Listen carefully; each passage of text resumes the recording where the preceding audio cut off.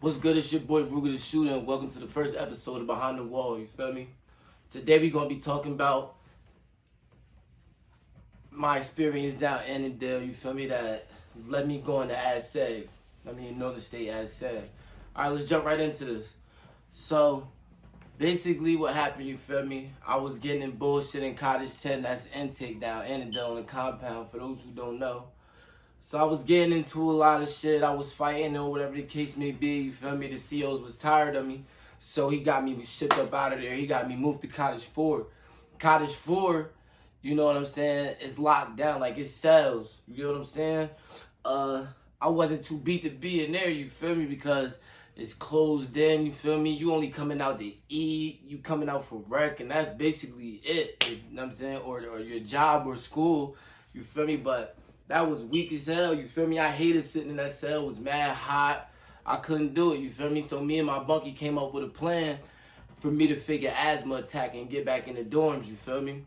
So that's what we did. I faked the asthma attack. He was banging on the door. The COs came. They got me, brought me to medical, put me on dorm restriction, you feel me? So that means I have to be in the dorms.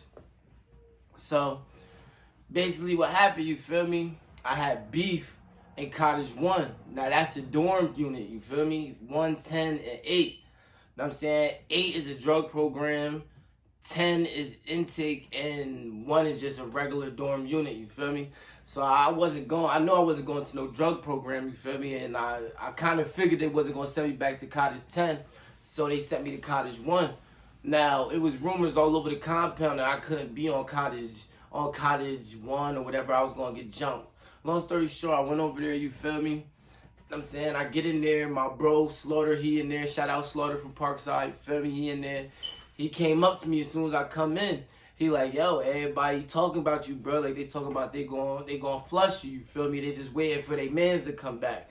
I'm like, well, it is what it is. I ain't going nowhere, you feel me? He like, well, I've been over here for a year and a half living with him. I'm gonna go holler at him, you feel me? So he go holler at him, he come back. He like, yo, they said they leaving it for the streets. So just leave it for the streets, you feel me? I'm like, man, whatever. We can leave for the streets, you feel me? I only got 18 months anyway, you feel me? I'm about to get up out of here. So, anyway, 3 months go by. I'm living in there and everything. So, I'm living on the unit, whatever the case may be. And one of the ops was my bunkie, you feel me? Shit was crazy. So, I'm just living in there for 3 months. I'm doing me, you feel me? Shit ain't about nothing. We saving it for the streets. One day I come from school and I see one of the homies. You feel me? He's sitting by himself, you feel me? He look upset, you feel me? I'm like, what's good with you, bro? He on his bunk like a chump. I'm like, what's good with you, bro? He like, ain't nothing, bro, I'm good. I'm like, alright. Feel me? So I go back to my bunk, but I could see him, you feel me, from my bunk. I'm still looking at bro like something wrong with him, and it's my man. So I go up to him like, what's wrong? He like, listen, you told me not to play suck my dick games with this nigga. You know what I'm saying? It went too far this time, you feel me? I'm like, man, I told you to stop doing that. But what's to it? Like, what's going on? He like, I tried to strap him up because he said, your mother could suck my dick. So I'm like, all right, so what's to it? Like, when we going to the bathroom, you feel me? You know I'm going to rock with my guy, you feel me? I'm going to make sure nobody trip on him. He like, yeah, I'm going to shake, but I'm not going to shake with him. They said he too small for me. I'm like, so who you going to fight? He said the dude's name that was taking his round. Now, this dude was big as hell. At the time, I was 220. I'm like, bro, you can't fight that, man. I'm going to fight him, you feel me? I'm going to take your rounds. So I go up to the bro. I'm like, yo, I'm going to take his rounds. Meet me in the bathroom.